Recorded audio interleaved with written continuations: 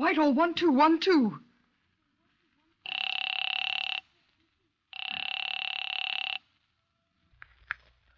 This is Scotland Yard.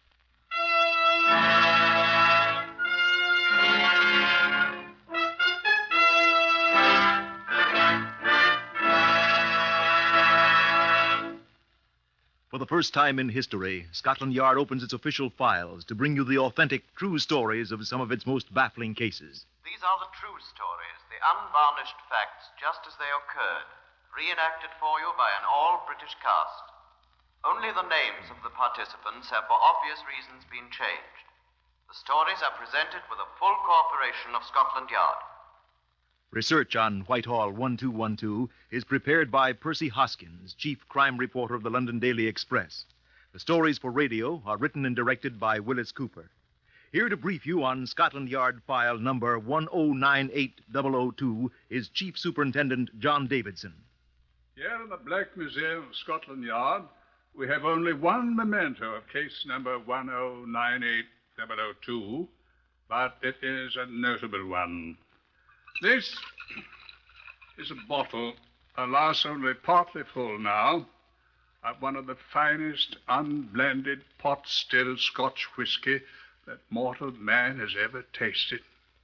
I say its name with the proper respect. Its label says Dew of Glenlivet. Only 3 or 4 drinks remain in it, but I expect that wee drop is quite safe. A, the bottle is sealed, and B, I doubt that there exists any Englishman who would care to drink after the man who last owned it. No, it's not poisoned in the conventional sense, but this Dew of Glenlivet helped to poison a man's mind. It's a shame that such an excellent product should even once be put to such an end by such people as those who gave it to the man who last owned it. Don't you agree, Commander Leonard? I find myself speechless at such sacrilege, John.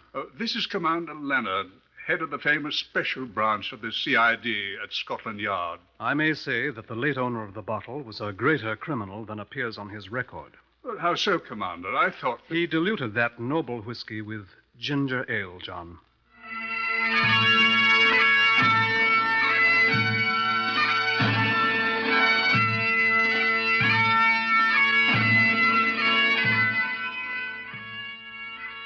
The city of Ottawa, in Canada, is often thought of as an American city, which of course it is. But it is also the capital city of the Dominion of Canada, and as such, a very important part of the British Commonwealth of Nations. I take you back now to September of the year 1945 in Ottawa. In the Royal Canadian Mounted Police headquarters there, early in that month, Inspector John Miller of the RCMP was speaking on the telephone with a representative of the Canadian Ministry of Justice. Who's it speaking, please? This is Mr. Dufresne, sir. And may I ask to whom I'm speaking? Inspector Miller, RCMP. How do you do, Inspector? Well, that's not important. What I want to know is, do you know a man named Igor Kovenko? I do, sir. May I ask why, please? Well, he's here in my office, mister. I must warn you about him, Inspector. He's a dangerous man. He says he was in to see you this afternoon. That is true, sir. He is a very dangerous... Dangerous my foot. I beg your pardon? I said dangerous my foot. Sitting here scared to death. Scared, sir? I must say I can hardly believe that. He says he walked out of the code room of the Russian embassy this afternoon, where he's been employed, with some highly secret documents. He says he brought these documents to the Ministry of Justice and was told to go home and stop bothering you. Is that true? We hardly put it in those exact terms, my dear man, but... Did you throw him out? We told him we could engage in no negotiations whatever with a representative of a foreign power with whom the British government are not at war, sir. You didn't look at any of the documents he smuggled out of the Soviet embassy code room? Naturally not, sir. You didn't know he was fed up with communism? We did not believe him, sir. I say, look here... You didn't believe he wanted to aid the British government? Look here, Inspector... You turned down information that might be of the utmost importance to Britain and Canada. We believed him to be an extraordinarily clumsy spy, sir. Well, he isn't. What's he? I said he isn't. And may I ask how you know that, Inspector? You may, sir. Uh-huh. Mister, half hour ago, a squad of Russian thugs led by the chief security officer of the Soviet embassy in person, broke into Kovenko's apartment, armed with pistols and Tommy guns. Are you joking, sir? I am not. This was an official search party. They were going to take Kovenko and his whole family away with them, or murder them if necessary. Fortunately, he was able to get through to the RCMP, and we took care of the matter, sir. What did you do, Inspector? We spanked a lot of Russian behinds. We brought Kovenko and his family, including the children here, to the station for protection. I think you'd better get over here in the morning real early before the Ruskies get here with a writ of habeas corpus. Because from what they said, there's some very interesting plans for the Kovenko family. I must report this to my chief inspector. Yeah, do that. And tell him to hire a Russian translator if these papers he swiped are what he says they are. Yes, I'll telephone my chief at once, sir. And thank you very much for calling, sir. Good night. Bureaucrats.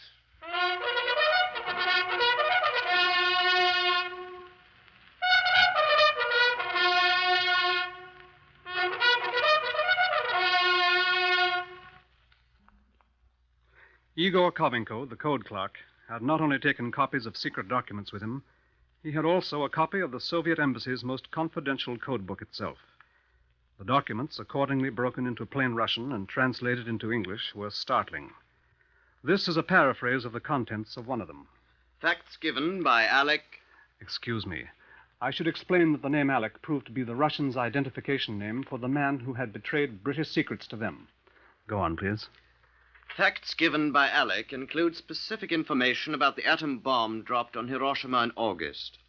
He also states that the amount of uranium-233 at the Clinton magnetic separation plant in Canada is 400 grams daily. Another. Alec handed over to us a platinum container with 162 micrograms of uranium-233 in oxide form. He will keep us advised of further developments in the production of the atom bomb. Another. I enclose data on the American proximity shell for anti-aircraft, supplied to us by Alec. There are several others, only one of which I can even now reveal to you. That I will give you presently. All these messages were addressed to the director and signed by Colonel Vladimir Rabukhin, the Soviet military attaché in Ottawa. I was summoned to the Foreign Office a few days before the 1st of October, shown the translations, and told the whole story as it was cabled from Ottawa. The special branch, of which I was then the head, was to take over. Take over what, I asked. Isn't all this taking place in Canada? A very important gentleman in the then British government showed me another of the documents. I promised you I'd tell you about that one, if you please. To Colonel Rabukhin, Ottawa. Work out and send by courier all arrangements for the meeting. What meeting, I asked. And the password by which our representative will recognize Alec when he comes to London. Most necessary for him to come to London at once. Signed, Director. He's coming here, I said? To the Director. Alec will meet our representative in front of the British Museum during month of October. Time, 11 o'clock in the evening. Identification for Alec, a copy of a newspaper rolled up.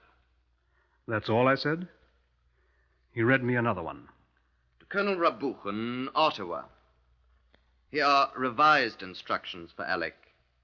Meeting place in front of British Museum in London on Great Russell Street, opposite side of street about Museum Street from side of Tottenham Court Road. Alec to walk from Tottenham Court Road, our contact man from opposite side, Southampton Row. Time near 8 o'clock in the evening, if practicable. Identification signs. Alec to carry under left arm the newspaper Times. Our man to have in left hand the magazine Picture Post. Password. Contact man, quote, "What is the shortest way to the Strand?" Alec, quote, "Come along, I'm going that way." At beginning of business conversation, Alec to say, "Best regards from Mikhail." Report and transmission of details to Alec, also date of arrival in London. Most urgent, signed, Director. Must be rather serious if he's coming over here. It is, Commander. I can only say this, that he will be bringing with him secret information of the utmost importance. Information of such importance that it cannot be committed to paper. I think I may also say this to you.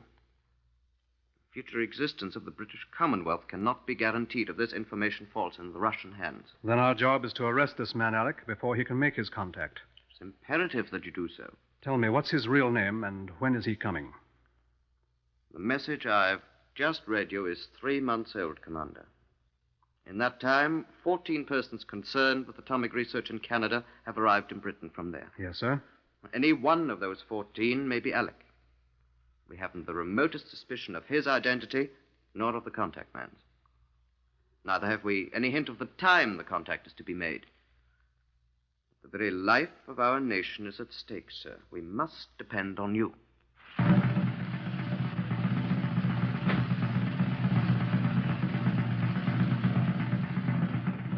MI5, the counterintelligence branch of military intelligence, placed dozens of their own men at our disposal. Together with the operatives of Special Branch, we were able to place in the field a quite imposing force of men and women. And there was plenty of work for all. To find an unknown man on an unknown date in a place where thousands of innocent people were passing, and with the urgency of the Commonwealth's danger to spur us on, a task as near to impossibility as one would care to mention, I'm afraid.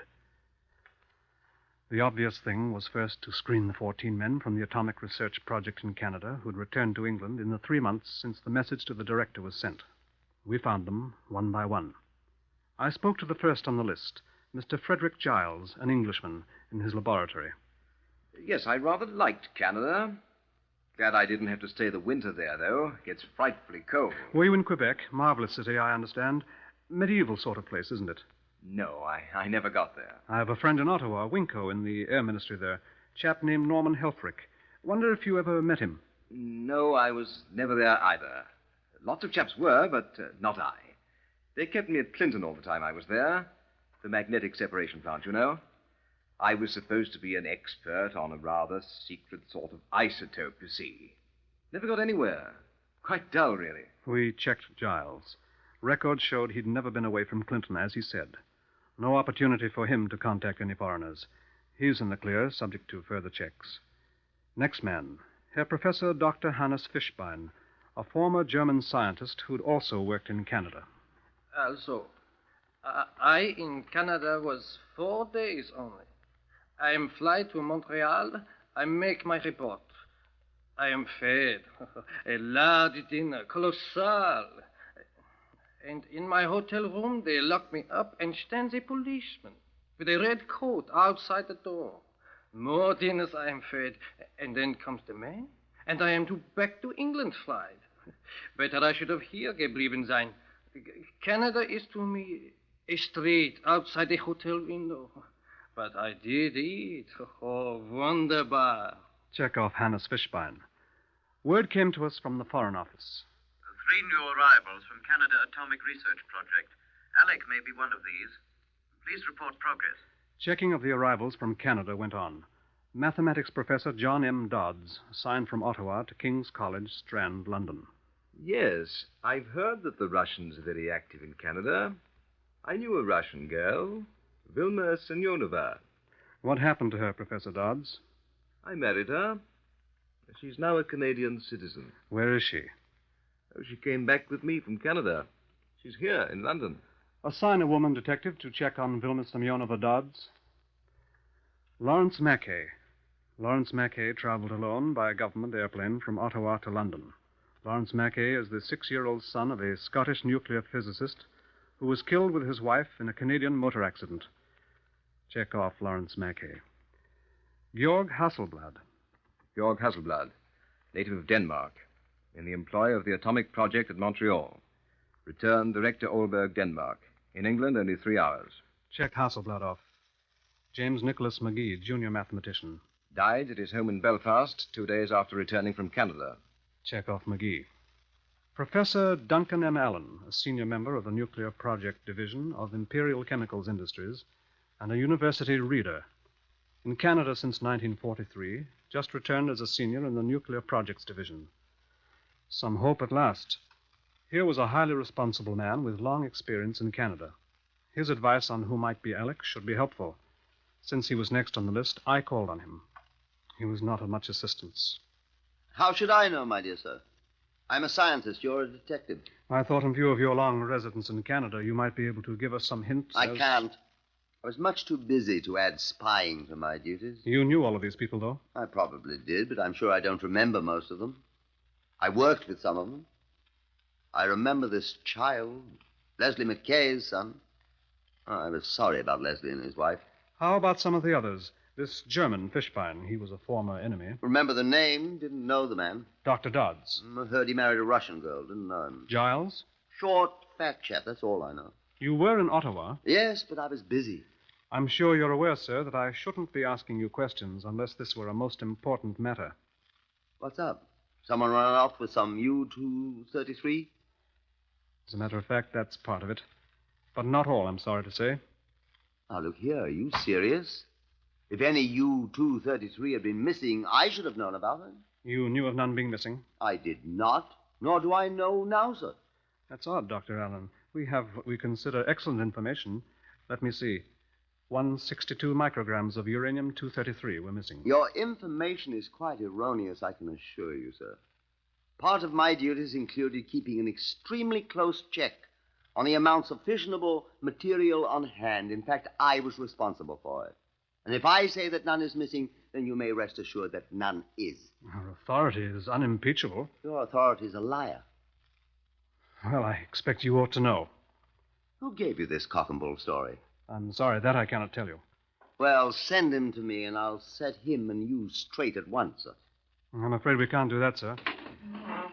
Well, thank you very much, Dr. Allen. If you should happen to remember anything, any name... Young man, I have mathematical formulae to remember that would shatter the brains of all Scotland Yard combined. I'm afraid I'm not going to be of any assistance to you whatever.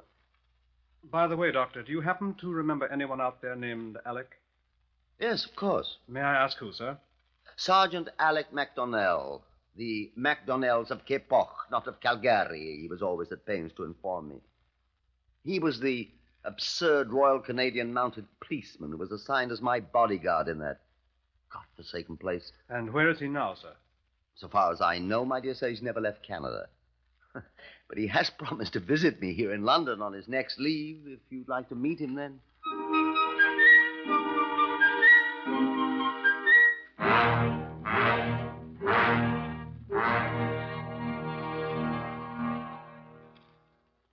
The Foreign Office was on us every minute, demanding results.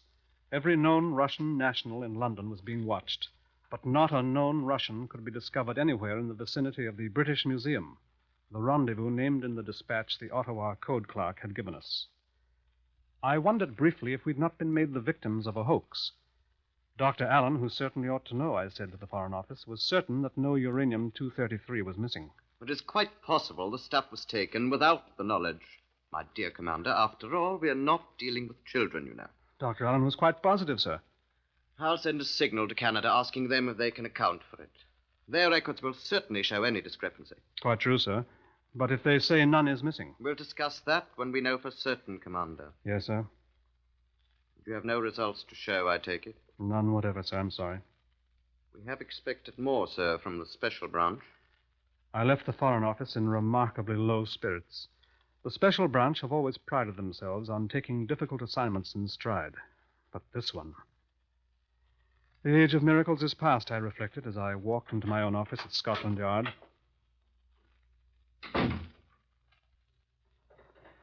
Put me through to Fred Ibbett, my chief clerk, please. Thank you. Fred. Commander Leonard here. I want this done at once. Get to all the people who are checking on the various Canadian visitors and have them supply you with as many photographs as they can get of the various ones they've checked on. No, I should think these people, if they're the proper kind, should be glad to let us have them.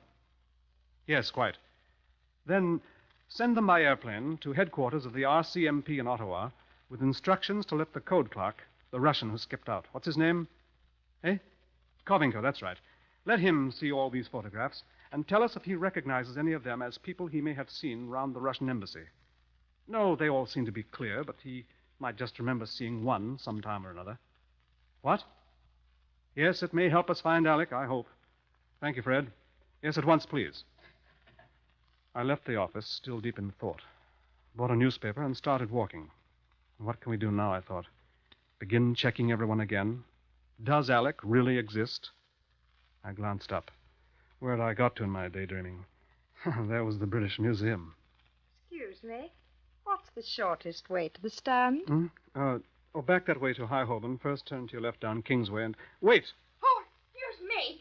You're not Alec! And before I could do more than goggle at her, the young woman carrying a copy of the picture post had turned and vanished into the crowd in Great Russell Street. I pulled my Times from under my left arm and flung it away and was properly reprimanded by a constable. But the contact man was gone. Would you mind kicking me, Constable? I said to the officer.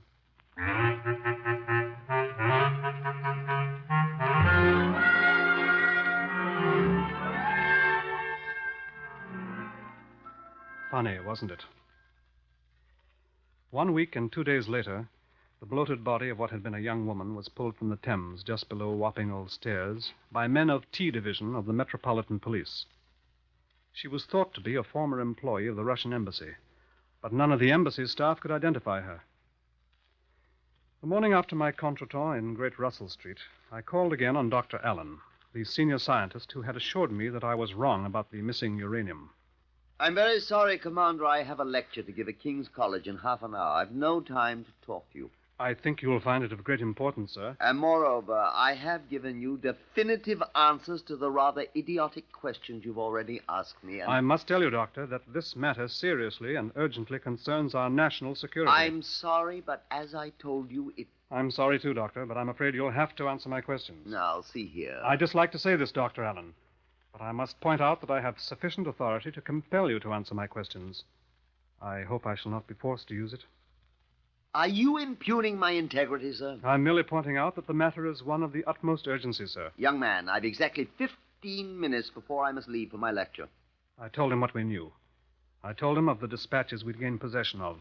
Were any names mentioned in this message, Commander? Any that could be recognized? No, I told him. Only Alec. And I told him what had happened to me the day before. He chuckled heartily. I reminded him with some asperity of the seriousness of the situation.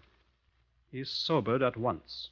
I agree with your man at the Foreign Office, whom you so pointedly avoid identifying, that this Alec, whoever he is in possession of information which, if obtained by a hostile nation, might easily spell destruction for the British Commonwealth, Commander. I reminded him that Alec must obviously be someone who possessed a great knowledge of the progress of nuclear fission research. That's true. That's a very good deduction, Commander. He's obviously an important person. I asked him if he had the faintest suspicion of who he might be. That I'll have to think about. Here is a list of the arrivals from Canada. Is there any name on this list who could conceivably answer such a description, I asked. He scanned it rapidly. No one except myself? Perhaps he hasn't got here yet, I said. I think he has. Else why were you accosted with a password yesterday and even addressed as Alec? You're right, sir. He is here. And then, Commander, I see only one thing for you to do. What's that, sir? Find him if you can. Well, sir... I assure you the most frighteningly immediate end of this nation of yours is inevitable if you do not find Alec before these secrets are turned over to Russia. I say it's inevitable, sir, because I, too, know what they are. I will talk with you again, but my present job is also of importance in the national security. Shall we say tomorrow, then? I returned to Scotland Yard, to my office. There was an urgent note on my desk. It read, "Call RCMP headquarters in Ottawa, Canada, at once. Inspector Miller. Highest priority, immediate action," and several other words whose meaning was quite as clear. I put through the call. "I want Inspector Mill..." "Yes, Ottawa, Canada. This is Commander Leonard at Scott..." "Hello, Miller here. Are you Commander Leonard?" Yes, this is Commander Leonard. Hello. Is that Commander Leonard? Yes, this is Leonard Miller. This is Leonard. That Leonard? Yes. Oh, this is Inspector Miller in Ottawa. How's the weather there in London? What? It's all right. What did you want? Oh, yes, it's raining here. Cold. Probably turned to snow. What did you want of me? Oh, yes. Well, your pictures got here. Photographs of those people. Yes. Well, we showed them to the code clerk fella, this Covenco. He recognized only one of them. Used to see about the Russian embassy several times, he said. Which one? What do you say? I said which one? Oh. Well, you didn't put any names on them, just those numbers. He recognized the one marked number 4. What? 4. 1, 2, 3, 4. 4? You got it? Number 4. I don't know what the fella fellow's name is, but it's number 4. All right, thank you. Who is he, you know? I haven't got the list here. I'll have to let you know. But thanks, old boy. I think we've got Alec. What do you say? Goodbye. I identified him all right. It was mid-afternoon before I could reach Dr. Allen with the news, which I was impatient to check with him before reporting to the Foreign Office. I got him on the telephone and rushed to his flat at once. So you think you've got him, eh? Well, tell me about it. How did you discover? Are you sure? I'm reasonably sure, sir. He's the only one of the whole list who'd ever been seen around the Soviet embassy. Who is he? He's the only one who could possibly be Alec, sir. Well, before you tell me, let's have a drink, shall we? I seldom indulge, but I've got a very fine bottle of Dew of Glenlivet here. Here it is. I expect you'll have it neat, won't you? You'll think I'm a barbarian, I know, but I always mix mine with ginger ale. Here, help yourself. No. What's that? I will not drink with you, sir. What's the matter? I have one more question to ask you, Dr. Allen. Go ahead. The number 4 man on the list whom I checked on is the one they identified. Do you know who he is? I'm afraid not, Commander. I'm afraid then I'll have to ask you one more question, sir. What is the shortest way to the Strand? Well, come along. I'm going that way. I think not, Alec. I arrest you on the charge of violating the Official Secrets Act. And I must warn you that anything you say will be taken down and may be used in evidence.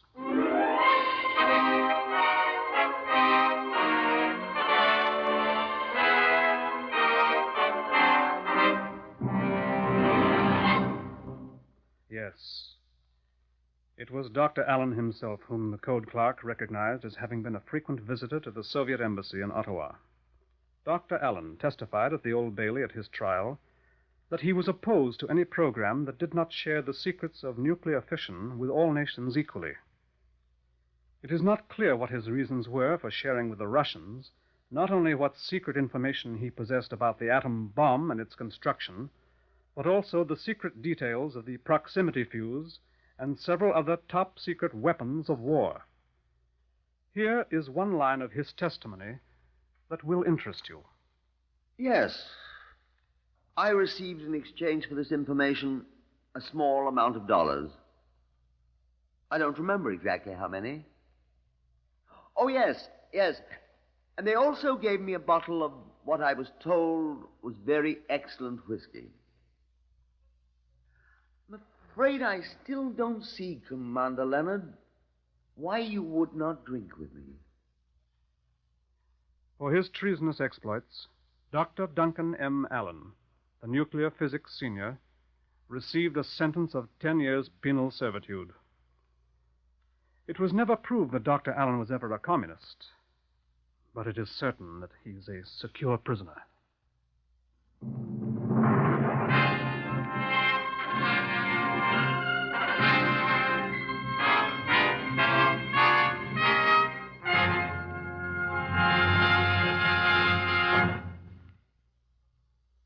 You have heard another in the series Whitehall 1212, compiled from the official files of Scotland Yard.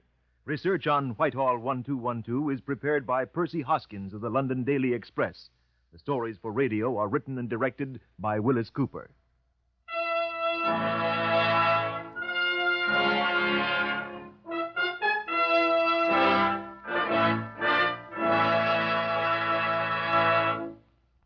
Three chimes mean good times on NBC.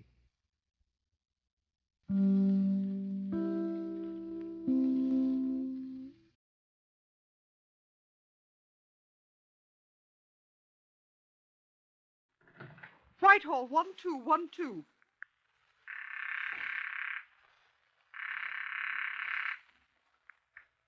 This is Scotland Yard.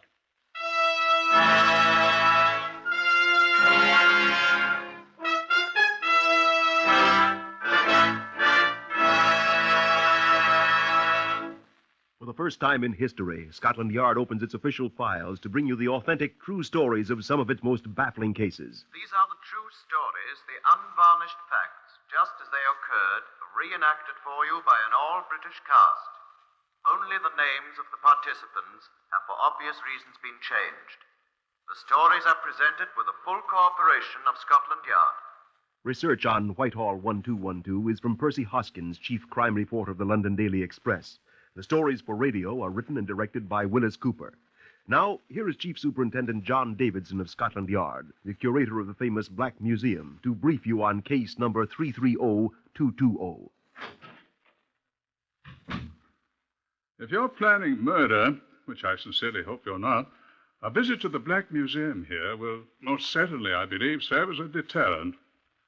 Here we have a large collection of murder weapons, from the simplest to the most ingenious, and most of them have been used effectually.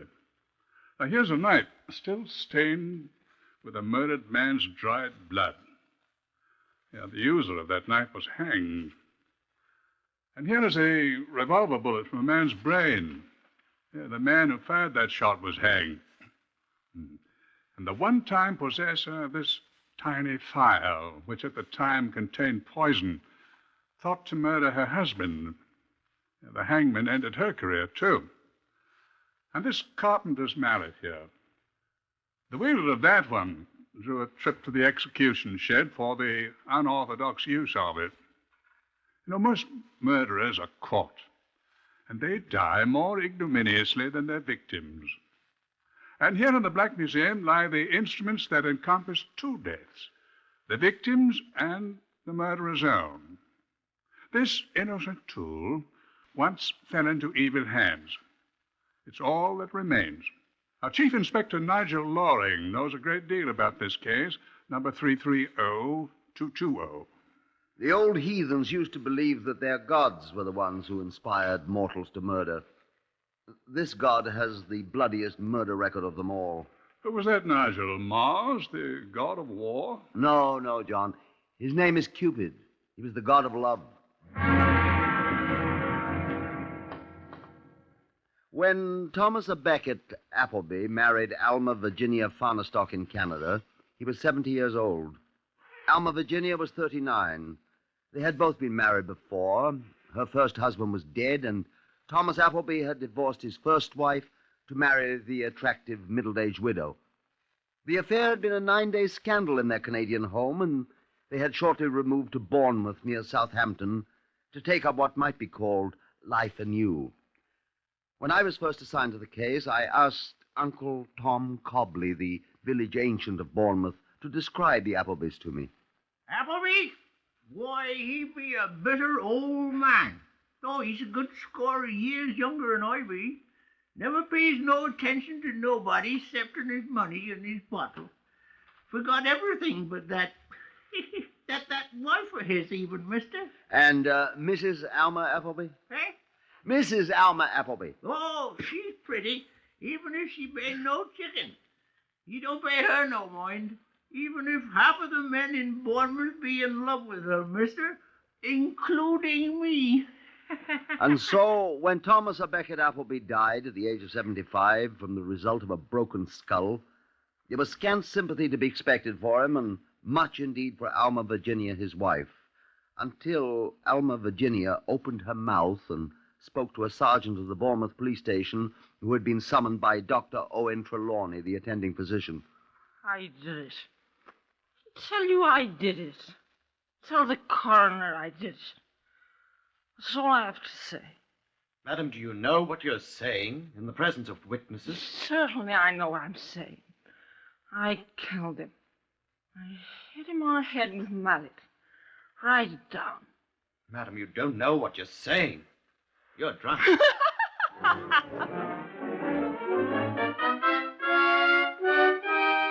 I was assigned to the case the following day.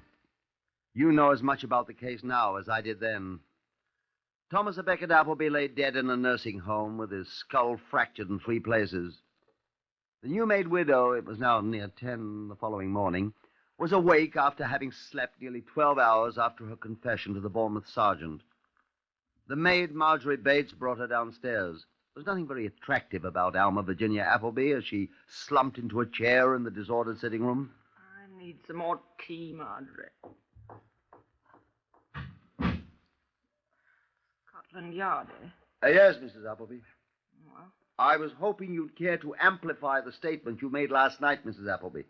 Statement? About your husband's death, Mrs. Applebee. Marjorie! Oh. How are you ever going to bring that tea? I was hoping you'd care to amplify that statement, Mrs. Applebee. How? We are wondering how your husband was murdered. I don't know. All I know is I heard a noise. I came downstairs and turned on the light, and he was sitting in his easy chair, all bloody. Here's the tea. You better pour the detective some too, Marjorie. Oh, good. Oh, that's good. Thank you. Then I'm to understand, Mrs. Applebee, that you say he had already been struck when you saw him first. All bloody. Dreadful. Poor Tom. I might point out that statement hardly accords with the statement you made last night, Mrs. Applebee. Did I make a statement last night? You did, madam. To whom? To Sergeant Milton of the Bournemouth Police. I don't remember it. I wonder. I was so shocked by the sight of poor old Tom. He'd been drinking as usual, and I picked up the bottle and just swilled down a great drink myself. But I drank a great deal, honestly. I don't remember. Perhaps I said something When you were drunk, madam? What did I say? You said that you had murdered your husband. I said I murdered him? It's in the Sergeant Milton's report. Well, I said I killed my husband. You did?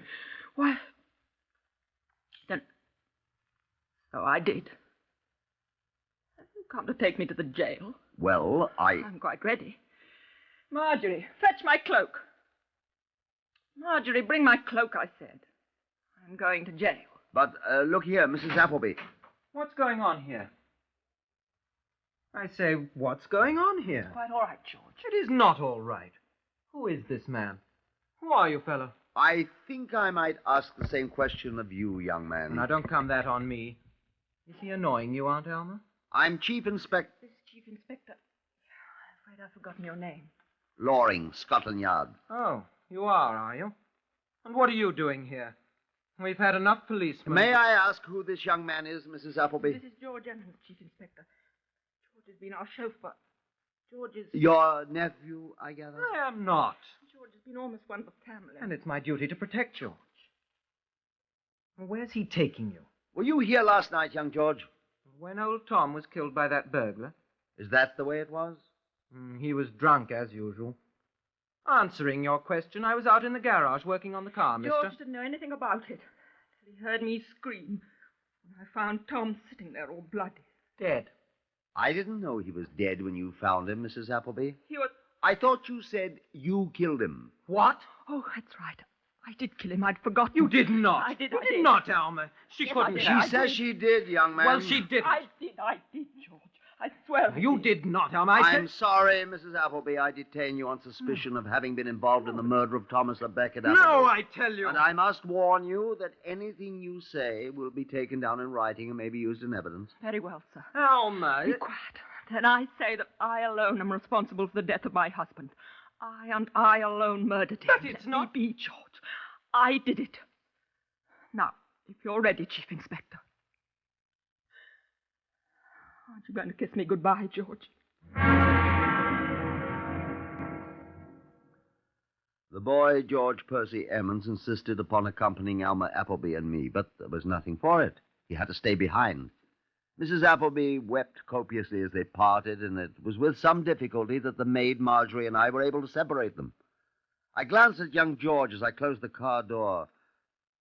I was a little surprised to discover that he, too, was whimpering, like a puppy left behind, and his eyes were overflowing with childish tears.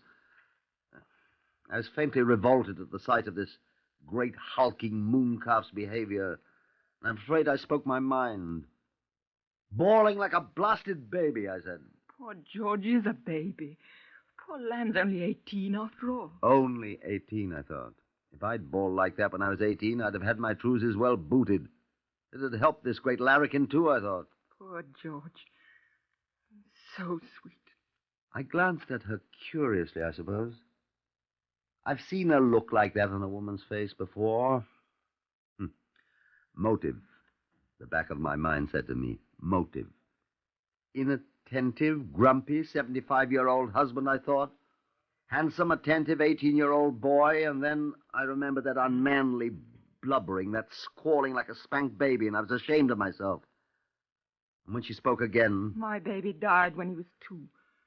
I keep thinking of George as my baby boy. But the love in her eyes when she turned to me, I thought uneasily, wasn't exactly the kind of love one has for a son. According to the judge's rules, one may not ask questions of a person who has been charged, except to clarify any statements made. There was no need to ask Alma Applebee any questions. Yes, I killed him. Yes, I had a reason. Reasons, rather. Tom was old and ill. He was always in poor spirits. He worried about money. He worked hard all his life. Now his savings, he thought, were being spent. He knew he could never get any more money. He was an old man. He was afraid of dying, but he constantly talked suicide. He always sat alone in the sitting room and drank. Every night. Half a bottle every night. Very simple. I couldn't stand it any longer. I'm not a young woman, but I'm not unattractive either, am I? I had a hard life, too. I deserve another chance, don't I? Tied to an old man. A sick old man. A drunken old man. A worried old man who constantly threatened to kill himself. He'd be better off. And I thought I'd be better off. He didn't know it. He didn't know anything. He was sitting there in his chair, drunk, like he was every night. So he wanted to die. I'd grant his wish. I'd be free. People would think a burglar or a tramp did it. So I picked up his bottle. I had to steel myself, didn't I? Yes, I drank. I drank quite a lot. He was sitting there staring at nothing at all as I drank out of his bottle. So I went out and got the mallet. George wasn't there. He didn't know anything about it. He was in the garage working. And I took the mallet and I hit Tom on the head. Just once I hit him. He didn't move or cry out or anything. I just smashed him once and he died. Then I'm afraid I drank the rest of Tom's whiskey. That's all I remember. No, I don't remember telling anyone I'd murdered him. I expect I must have, because I did kill him, you know. I'd been thinking about it a long time, you know, and this time I made up my mind to it. I would do it, and I did do it. He died very easily. Just one smash with the mallet, and it was all over. He didn't even know it. And I feel he died happy. I'm sorry for him. I did rather like him, but... Well, that's the whole story. All of it. I thought I was doing him a favor, and everything would be all right. I could blame it on the burglar or whoever. I should have known I couldn't get away with it. Oh, yes. And be sure to put down that it was all my idea. Nobody at all had anything to do with it but me. Put it all down in writing, just the way I've told you, and I'll sign it. I murdered him. So help me, Alma Virginia Applebee.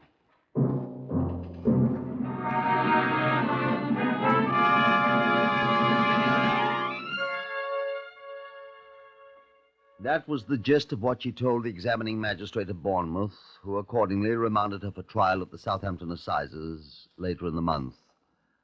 I wasn't satisfied. John Davidson, the Black Museum man, he was plain superintendent then, was in Bournemouth visiting his great-aunt who was afflicted with sciatica. John, having escaped the ailing aunt for a morning, had attended the examination. Afterwards, he and I repaired to the nearest pub. John was not happy. None of my business, Loring, but that woman's lying. She lied about the number of times old Tom Applebee was tapped on the head with a mallet. The doctor said 3 times. She insisted it was only once. Well, she was pretty drunk. Granted. So let's have some more pig's ear, shall we? Right. Miss, 2 of the same, please. Right, sir. Granted that she has made a mistake there. Granted that she was undoubtedly a little script, as I shall probably be if I have much more of this beer. Thank you, miss. But what murderer ever forgets how many times he strikes his victim? Cheers. Cheers.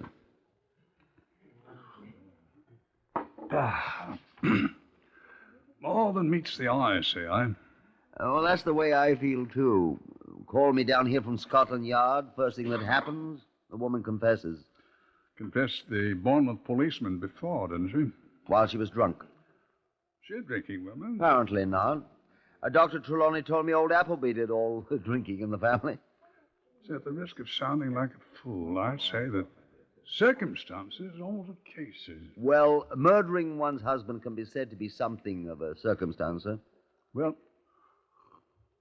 covering up a murder of a husband by somebody else could also said to be circumstance, Loring. Ah. Isn't it? Who's she covering up, then? I don't know. Wasn't anybody who hated the old man, apparently. No. Don't you know? Well, after all, I've been here a very short time, sir, and the case is closed.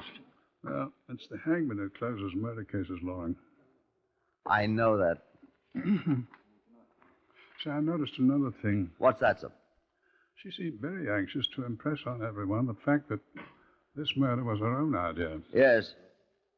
See, I know quotation. Yes, sir? Shakespeare, Hamlet. Oh. What is it, sir? The lady doth protest too much, methinks. Yeah, I seem to be full of wise saws and modern instances today, Loring. Yes, sir. You know, French have a saying, sachez la femme, if my pronunciation is right. Well, we've got the woman, sir. We don't have to look for her.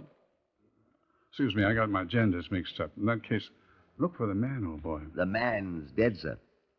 Is he the only one? The good gray superintendent drank up his beer and left for the bedside of his great aunt.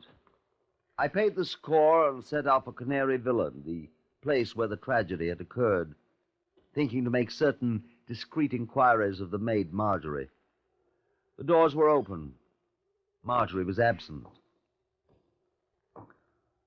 I wandered through the silent, dreary house, looking in every room.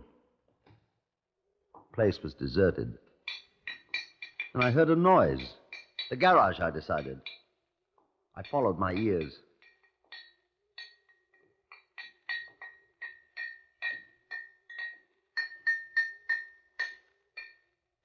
I watched young George for quite a while before he discovered me.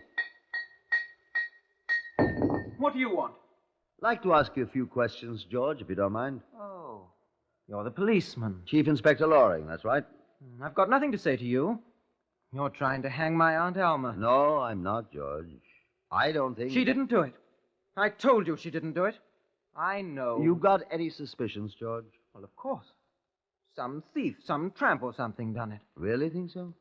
Yes. I don't think a tramp did it. Well, she didn't do it. I'm sure of that. Can you prove that, mister? Frankly, no. Look, George, I have an idea it was someone that didn't like Mr. Applebee. Who? I thought perhaps you could tell me if he had any enemies.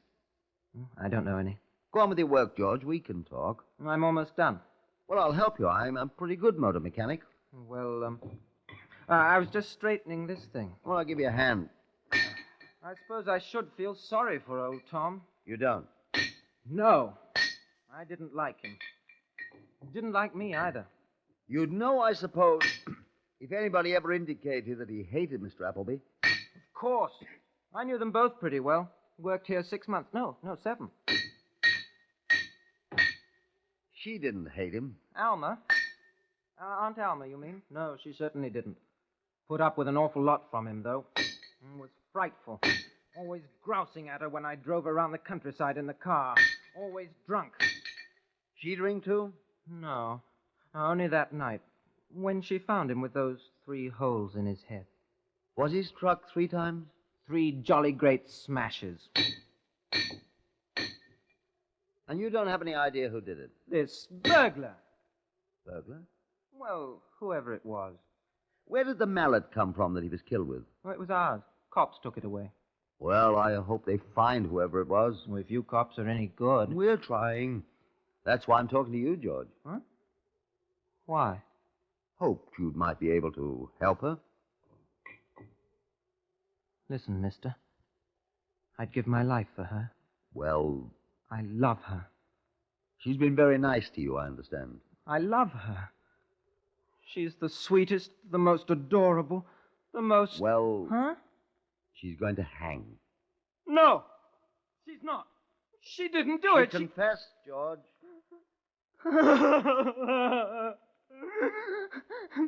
They won't let me see her. Now, George. I've got to see her, I tell you. I've got to see her. Why is it so important? Why, George? Because they'll hang her. They'll hang Alma. She didn't do it. She didn't murder Tom, and they're going to hang her for something she didn't do. But what good will it do for you to see her? I'll tell you what good it'll do. I know who did it. I know, I tell you. Do you hear me? I know who killed Tom Applebee. Who? I know who murdered him, and so does she. I've got to talk to her, or they'll hang her.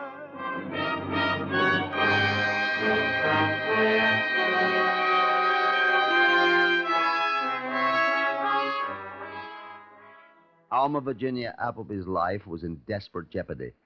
She had been remanded for trial, and no power on earth is sufficient to alter the slow, regular course of British justice before that trial takes place.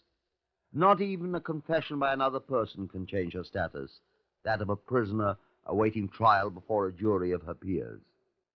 I explained that to George Percy Emmons. "You're coming to the rescue a trifle late, young George," I said. "It might be that you're too late." I've got to save her. I love her, and she loves me. This is George Percy Emmons' statement. I have worked as chauffeur and general handyman for about 7 months for Alma and Tom Applebee. Alma, Mrs. Applebee, has been very good to me. She said I'm like what her dead son might have grown up to be. He did not like me. He didn't like anybody.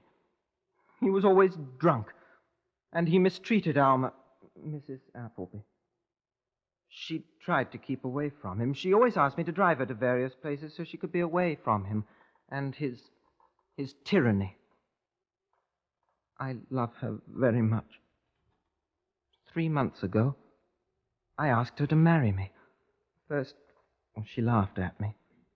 And then she cried. She said that she was old enough to be my mother. I said that I was old enough to become her husband. But she said she already had a husband. And I said he was a bad husband, and old, and ill-mannered. And she agreed. But she said he was her husband, and she'd sworn to be his wife. I told her I loved her, but she said, no, that is evil. I asked her, if she didn't have Tom for a husband, would she marry me? She cried and said, you must not say that to me. I asked her many more times to marry me when Tom died. 6 times. Tom was old, and he was no good, and he mistreated her. And finally, the 7th time, I asked her if she would marry me if Tom was dead. She cried some more, and I begged her to answer me, and at last she said yes, and she kissed me, and said again she would marry me if I still wanted her to, after Tom was dead. And I thought about it a long time. On the night Tom was killed, on that night, I'd brought her back from a trip in the country, and we were very happy. She kissed me when we came home, and she said she loved me. And my heart was breaking. And then when Tom got drunk that night, he hit her, when she told him he shouldn't drink so much because it was affecting his health. And then I decided. I waited till she and Marjorie, the maid, went upstairs to bed, and then I got the mallet from the garage, and I stole into the house, and Tom was sitting in his chair, and he was in a stupor, and he didn't hear me. And I crept up behind him, and I hit him 3 times on his bald head, very hard, so I heard the bone crack. And he slid down in the chair, and he was dead, I thought. And I thought, Now we can be married, Alma and me. But when I went to the staircase to go up and tell her, I looked up, and she was standing there, and she had seen it all. And everything I did, killing him, had come to naught. And I am a murderer, and Alma must not hang, although I surely shall. This is my confession. Write it down, and I will sign it. So help me, George Percy Emmons. George Percy Emmons was remanded for trial by the same magistrate who had examined Alma Virginia Applebee. They were tried together at the Southampton Assizes a little more than a month after Thomas Applebee had died. Both defendants pleaded guilty. Both seemed, as one crime reporter complained, to outdo the other in protestations, not of innocence, but of guilt. Unlike almost every case where a man and a woman had been accused of murder, they did not attempt to fix the guilt on one another, but each seemed determined to save the other's life at the cost of his own. This was the verdict of the jury. Members of the jury, are you agreed upon your verdict? Yes, sir. Do you find the prisoner, Alma Virginia Applebee, guilty or not guilty of murder? Not guilty. Do you find the prisoner, George Percy Emmons, guilty or not guilty of murder? Guilty. We should like to add a rider to that. We recommend him to mercy. George Percy Emmons, you stand convicted of murder. Have you to say anything why the court should not give you judgment of death according to law? I wish that... Let the prisoner, Alma Virginia Applebee, be discharged. George, take me! Take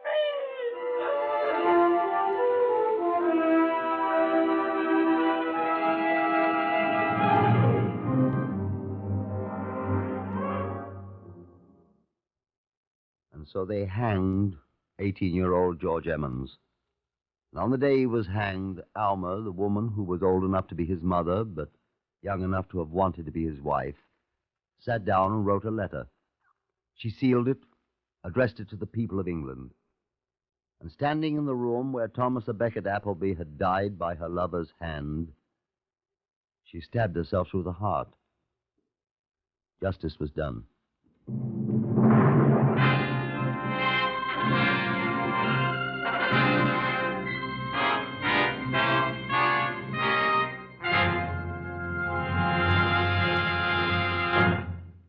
You have heard another in the series Whitehall 1212, compiled from the official files of Scotland Yard. Research on Whitehall 1212 is by Percy Hoskins of the London Daily Express.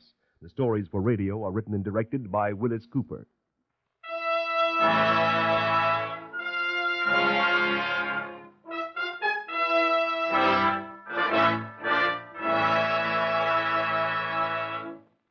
Three chimes mean good times on NBC.